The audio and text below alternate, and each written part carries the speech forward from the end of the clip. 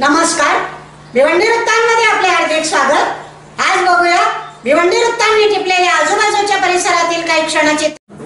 जागेवर गेलो असतो तर 13 एकर खूप कमी आहे। याशिवाय कुळ कायद्यामध्ये आदिवासींना मिळालेल्या जमिनी आहेत आणि शासनाने नवीन शर्तीने दिलेल्या जमिनी आहेत। आदिवासींच्या मध्ये ही विशेषतः आदिम जमात जी आहे, कातकरी जमात, या जमिनी या लोकांच्याकडे जमिनी खूपच कमी आहे, भूमीही नाही।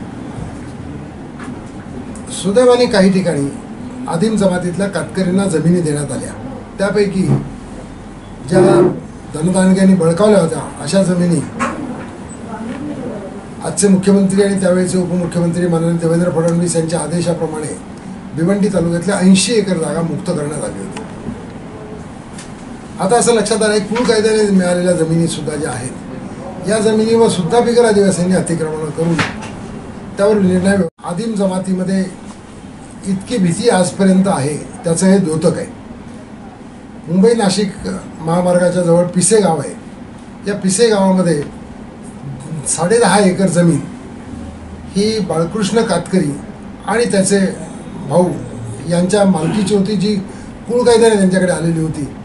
या जमिनीवर गेल्या अनेक वर्ष, त्याच्या म्हणण्याप्रमाणे 25-30 वर्ष, संदीप वामन म्हात्रे नावाचे भिवंडीतलेच एक बिगर आदिवासी येऊन त्या ठिकाणी त्या जमिनीवर कब्जा केला। काय थोडेफार पैसे त्याला दिले असतील आणि अनेक कागदपत्रांच्यावर सह्या घेतल्या आणि त्या ठिकाणी खडी मशीन, माती काढणं आणि खडी मशीन, दगड काढणं त्या ठिकाणी हे काम चालू केलं। याबाबतची तक्रार 9 तारखेला माझ्याकडे जेव्हा ते आले, तो आणि त्याची पत्नी चंद्रा त्यावेळेला पडगा पोलीस स्टेशनला दाखल केली। आता लक्षात असं येतं आहे आज तपासाच्या वेळेला की यामध्ये ग्रामपंचायतीने आदिवासीची जमीन असताना घरपट्ट्या दिलेल्या आहेत, इतर परवानग्या दिलेल्या आहेत। प्रदूषण महामंडळाने आदिवासीची जमीन असताना बिगर आदिवासींना प्रदूषणाचा दाखला दिलेला आहे। या पद्धतीनेच त्या आदिवासीचे दाखले घेऊन बाळकृष्ण खोटे सह्या घेऊन अनेक ठिकाणी महसूल खातं असेल किंवा हे प्रदूषण मंडळ असेल, ग्रामपंचायत असेल, यांनी निर्णय परवानग्या दिलेल्या आहेत। आता हा सर्व तपासाचा मुद्दा आहे।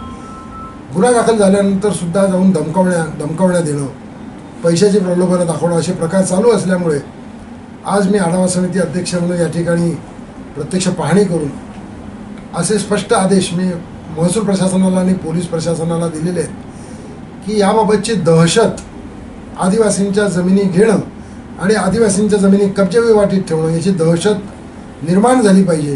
ती निर्माण होईल अशा पद्धतीने कारवाई जर झाली नाही तर अशा पद्धतीने आदिवासींना दिलेल्या जमिनी ह्या बळकावल्या जातील आणि आदिवासी भूमीहीन होत राहतील। म्हणून दहशत कायद्याने जी निर्माण केलेली आहे ती कशी निर्माण करता येईल याचा प्रयत्न करणं हे शासनाचं प्रथम कर्तव्य आहे। मला असं वाटतं की या बाबतीमध्ये अजूनही जर कोणी जमिनी घेतलेल्या असतील तर सोडाव्यात, असं आवाहन मी आपल्या निमित्ताने सर्वांना करतो।